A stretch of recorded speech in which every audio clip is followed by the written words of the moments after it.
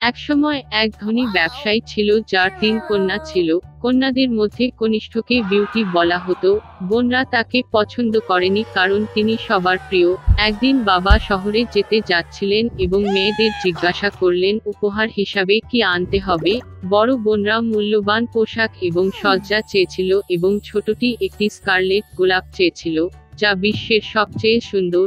বণিক চিন্তাশীল হয়ে উঠল, কিন্তু প্রতিশ্রুতি দিয়েছিল যে এই জাতীয় ফুল খুঁজে পাওয়ার জন্য তিনি যথাসাধ্য চেষ্টা করবেন। এবং রাস্তায় আঘাত।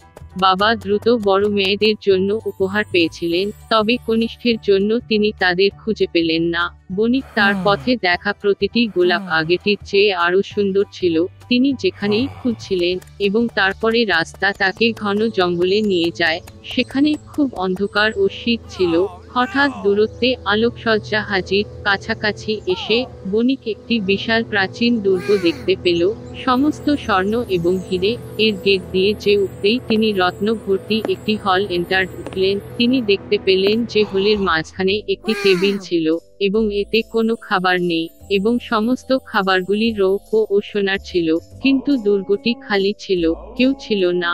বণিক ভেবেছিল যে সম্ভবত মালিক কোনো মিনিট আসবে। তিনি 1 ঘন্টা অপেক্ষা করেছিলেন, 2, 3, কেউ দেখায়নি। বণিক প্রতিরোধ করতে পারেনি এবং টেবিলে বসেছিলেন। পেট থেকে খেয়ে বৃদ্ধা রাস্তায় ধাক্কা মারল। গলি ধরে গাড়ি চালিয়ে বণিক অভূতপূর্ব সৌন্দর্যের গোলাপের ঝোপ দেখতে পেল এবং তার কনিষ্ঠ কন্যার অনুরোধটির কথা মনে পড়ল। তিনি গাড়ি চালিয়ে সর্বাধিক সুন্দর গোলাপটি বেছে নিয়েছিলেন। একই মুহূর্তে বিদ্যুৎ চমকে উঠল। বজ্রপাত হল, গর্জন হল, আর উঠেছিল যেন মাটির বাইরে, বণিকের সামনে, এবং কোনো জন্তু বা একটি মানুষ নয়, তবে একরকম দানব, ভয়ঙ্কর এবং লোভনীয়। এটি খুব রেগে গিয়েছিল যে বণিক তার আতিথেয়তার জন্য মালিককে ধন্যবাদ না দিয়ে তার প্রিয় ফুলটি বেছে নিয়েছিল। বৃদ্ধটি খুব ভয় পেয়েছিল এবং বলেছিল যে যতক্ষণ না তাকে হত্যা না করে সে কিছু করবে। এই ধরনের অপরাধের জন্য বিস তার একটি কন্যাকে বিয়ে করতে রাজি হয়েছিল, তবে বাবার প্রতি ভালোবাসার কারণেই কেবল তিনি নিজেকে আসতে চান, আর যদি কেউ না আসে তবে বণিকের জন্য মৃত্যু। বৃদ্ধ লোকটি শোক করছিল এবং বাড়ি গিয়ে নিজের মেয়েদের বিদায় জানানোর সিদ্ধান্ত নিয়েছিল। তিনি কোনো হিংস্র জন্তুটির জন্য ছেড়ে দিতে চাননি। আমি আমার ঘোড়ায় উঠে বাড়িতে চলে গেলাম। বাচ্চাদের সাথে দেখা করে তিনি প্রত্যেককে উপহার দিয়েছিলেন এবং তার দুঃসাহসিকতার কথা জানিয়েছেন। বড় বোনরা কনিষ্ঠের উপর ঝাঁপিয়ে পড়ে, তারা বলে এটি তার দোষ ছিল। তিনি একটি লম্পট ফুলের অর্ডার করেছিলেন, যার জন্য এখন পিতাকে তার জীবন দিয়ে যেতে হবে। যার প্রতি বিউটি উত্তর দিয়েছিল যে সে আনন্দের সাথে তার পিতার পরিবর্তে জানোয়ারের কাছে যাবে, এবং তাই পরের দিন বিউটিটি রাস্তায় এসেছিল। ঘোড়াটি দ্রুত দুর্গে ফিরে যাওয়ার পথ খুঁজে পেল। হল প্রবেশ করে তিনি একটি দুর্দান্ত টক এবং খাবার সহ একটি টেবিল পেয়েছিলেন। বিউটি ভেবেছিল যে জন্তুটি তাকে খেতে চায়, তাই সে তাকে খাওয়ায়। রাতের খাবার খাওয়ার সাথে সাথেই গর্জন হল, আর এক ভয়ঙ্কর ও লোমশ দৈত্য হাজির, যেন মাটির নিচ থেকে, এবং বিস বিউটিকে বলেছিল যেহেতু সে নিজেই এখানে নিজের ইচ্ছামতো এসেছে, তার অর্থ হল তার মন ভালো, এবং তাই দৈত্যটিও তার প্রতি সদয় হবে। এবং এই শব্দগুলির সাথে বিস অদৃশ্য হয়ে গেল। সকালে ঘুম থেকে উঠে বিউটি হাঁটার সিদ্ধান্ত নিয়েছে। একটির ঘরে শিউকে তিনি টেবিলে একটি শিলালিপি দেখতে পেয়েছিলেন। বিউটি যা খুশি তাই করব। মেয়েটি ভেবেছিল যে সমস্ত দানবটি পরে দয়াবান, এবং সম্ভবত সে এটি খাবে না, তাই তারা দীর্ঘকাল বেঁচে ছিলেন। জন্তুটি বিউটিটির সাথে খুব ভালো আচরণ করে এবং তার সমস্ত ইচ্ছা পূরণ করে। একদিন মেয়েটি স্বপ্নে দেখেছিল যে তার বাবা অসুস্থ। তিনি সত্যিই তাকে দেখতে চেয়েছিলেন। বিউটি টিয়ার্সে বিসকে তাকে ছেড়ে দিতে বলেছিল এবং প্রতিশ্রুতি দিয়েছিল যে সে অবশ্যই ফিরে আসবে। দৈত্য জবাব দিয়েছিল যে সে মুক্ত, এবং যখন ইচ্ছা সে ফিরে আসতে পারে।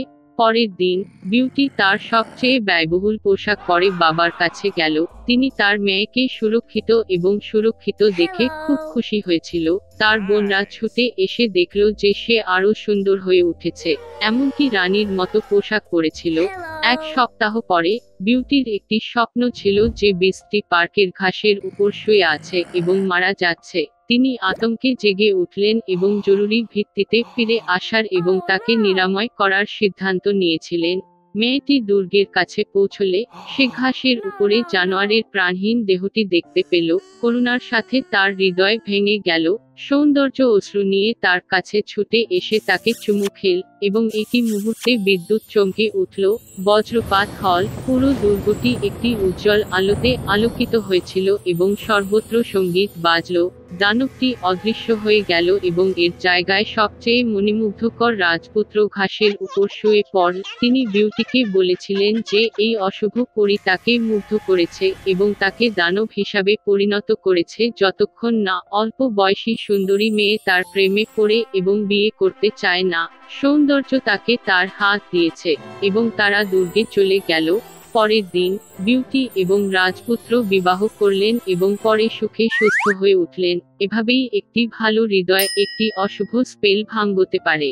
ক্রিসমাস উপলক্ষে ফ্রিজ এবং মেরি তাদের উপহারগুলি প্যাক করার জন্য অপেক্ষা করছিলেন। হঠাৎ দরজায় করা নাড়ল। হাতে একগুচ্ছ উপহার ছিল তাদের চাচা। বাচ্চারা তাকে দেখে খুব খুশি হয়েছিল। তারপরে তারা উপহারগুলি আনপ্যাক করতে শুরু করে। মেরি অভিনব পুতুল, খেলনা, খাবার এবং একটি সুন্দর সিল্কের পোশাক পেয়েছিলেন। ফ্রেড যা চেয়েছিল তা পেয়েছিল, একটি দুর্দান্ত ঘোড়া এবং একটি মাউস কিং। মেরি খেয়াল করলেন গাছের নিচে একজন সৈনিক রয়েছেন। এটি ছিল নটক্র্যাকার। খুব সুন্দরভাবে বাদাম সংকুচিত করার জন্য ডিজাইন করা হয়েছিল। মেয়েটি সত্যিই এটি পছন্দ করেছে, তবে ফ্রিজ বলেছিলেন এটি তার উপহার এবং এটি তার বোনের কাছ থেকে নেওয়ার চেষ্টা করেছিলেন। বাচ্চারা এতক্ষণ নিউক্র্যাকারকে প্রসারিত করেছিল যে তারা তার হাতটি ছিঁড়ে ফেলেছে। ভাঙা খেলনা ছেলেটির জন্য অপ্রয়োজনীয় হয়ে উঠল। মেরি খুব বিরক্ত হয়ে কান্নায় ফেটে গেল। তবে আমার চাচা সৈনিককে মেরামত করতে পেরেছিলেন। মেয়েটি খুশি হয়ে তাকে আলতো করে জড়িয়ে ধরল। দিনটি খুব ব্যস্ত ছিল, তাই তিনি শীঘ্রই ক্লান্ত হয়ে পড়লেন এবং ঠিক গাছের নিচে ঘুমিয়ে পড়লেন। ঘুমের সময় মেরি অদ্ভুত শব্দ শুনতে পেলেন। তারা মাউস ফাস্ট মত ছিল। মেয়েটি চোখ খুলল। বাড়ির জিনিসগুলি তাদের চেয়ে অনেক বড় মনে হয়েছিল এবং যে গাছের নিচে সে ঘুমিয়েছিল সে গাছটি একেবারে বিশাল আকার ধারণ করেছিল। মেরি বুঝতে পেরেছিলেন যে এটি যে বস্তুগুলি বৃদ্ধি পেয়েছিল তা নয়, বরং সে হ্রাস পেয়েছিল। হঠাৎ তার সেনাবাহিনী নিয়ে মাউস কিং অবাক হওয়া মেয়েটির চোখের সামনে উপস্থিত হল। মেরি খুব ভীতু হয়ে পালাতে চাইলেন, কিন্তু বিশাল ইঁদুর তাকে থামিয়ে দিয়েছিল এবং তারপরে একটি অলৌকিক ঘটনা ঘটল। নিউক্র্যাকার তার পায়ে ঝাঁপিয়ে পড়ে মেয়েটিকে ধরল। তারা তৎক্ষণাৎ বইয়ের শেলফে গাছটি উপরে উঠেছিল এবং এটি ফ্রেডজের খেলনাগুলিতে পৌঁছে। চীনের সৈন্যদের পুরো সংগ্রহ ছিল। নিউক্র্যাকার সাহায্যের জন্য ডেকেছিল। সৈন্যরা সঙ্গে সঙ্গে তাদের পায়ে ঝাঁপিয়ে পড়ে তার পিছনে দৌড়ে গেল। নটক্র্যাকার সেনাবাহিনীর কমান্ড গ্রহণ করলেন এবং সৈন্যরা মাউস রাজার সেনাবাহিনীর সাথে লড়াই করতে লাগলো। খেলনা এবং ইঁদুরগুলির মধ্যে লড়াই ছিল মারাত্মক, তবে দুর্ভাগ্যক্রমে অনেকগুলি ইঁদুর ছিল এবং নিউক্র্যাকার বাহিনী পরাজয়ের শিকার হতে শুরু করে। মেরি এটি দেখে তার লুকানোর জায়গা থেকে দৌড়ে গেল। সে তার জুতোটি মাউস কিংয়ের দিকে ছুঁড়ে মারল এবং তাকে সরাসরি মাথায় আঘাত করল এবং সে অজ্ঞান হয়ে মেঝেতে পড়ে গেল। বাকি ইঁদুররা বুঝতে পেরেছিল যে যুদ্ধটি হেরে গেছে এবং সমস্ত দিক থেকে পালিয়ে গেছে। মেরি ছুটে গিয়েছিলেন নটক্র্যাকারের কাছে, তবে তিনি অচেতন হয়ে পড়েছিলেন কারণ মাউস কিং তাকে খারাপভাবে আহত করেছিলেন। মেয়েটি ভেবেছিল যে সে মারা গেছে এবং কাঁদতে শুরু করে এবং হঠাৎ মেরির পিছনে একটি সুন্দর পরী হাজির। সে মেয়েটিকে সাহায্য করার সিদ্ধান্ত নিয়েছে। তার লাঠির একটি তরঙ্গ দিয়ে তিনি নিউক্র্যাকারকে পুনরুদ্ধার করলেন। তার দণ্ডের দ্বিতীয় তরঙ্গ দিয়ে পরী সৈনিকটিকে একটি সুদর্শন রাজপুত্রে পরিণত করেছিল। মেরি এবং নটক্র্যাকার একে অপরের দিকে প্রেমময় চোখে তাকিয়েছিল এবং তাদের চোখ বন্ধ করতে পারেনি। তৃতীয়বারের মতো তার লাঠির ওয়েভেল নিয়ে পরী প্রেমিক যুগলকে মিষ্টির রাজ্যে নিয়ে গিয়েছিল। সেখানকার গাছগুলি মিছরি দিয়ে তৈরি হয়েছিল এবং ফুলগুলি মার্বেল দিয়ে তৈরি হয়েছিল। এটি একটি দুর্দান্ত জায়গা ছিল। মরিয়ম আনন্দে এক সেকেন্ডের জন্য চোখ বন্ধ করল এবং হঠাৎ তিনি তার মায়ের কণ্ঠস্বর শুনতে পেলেন, যিনি তাকে নাম দিয়ে ডাকেন। চোখ খুলতেই মেয়েটি তার মাকে দেখেছিল, যে তাকে বিভ্রান্তিতে দেখছিল। মেরিও বুঝতে পারছিল না কি হচ্ছে। মেয়েটি তার দুর্দান্ত যাত্রার কথা জানিয়েছিল, তবে তার মা কেবল মিষ্টি হাসলেন। তারপরে মেরি তার বাহুতে পিউটার নিউট্র্যাকারকে দেখতে পেলেন, এবং তারপরে তিনি বুঝতে পেরেছিলেন যে তিনি সারা রাত ধরে গাছের নিচে শুয়েছিলেন এবং তার যা কিছু ঘটেছিল তা কেবল একটি প্রাণবন্ত স্বপ্ন। কয়েক বছর পরে, তাদের গডফাদারের ভাতিজা মেরি এবং ফ্রেডকে দেখতে এসেছিল। ঘরে এন্টার ঢুকতেই মেয়েটি প্রায় অবাক হয়ে মেঝেতে পড়ে গেল। ছেলেটি দুটি ফোঁটা জলের মতো নটক্র্যাকারের মতো লাগছিল। তিনি প্রথম দর্শনেও মেরিকে পছন্দ করেছিলেন। কিছু সময়ের পরে, তারা বিবাহবন্ধনে আবদ্ধ হয় এবং মিষ্টির জাদু রাজ্যের চেয়ে খারাপ আর বাঁচেনি।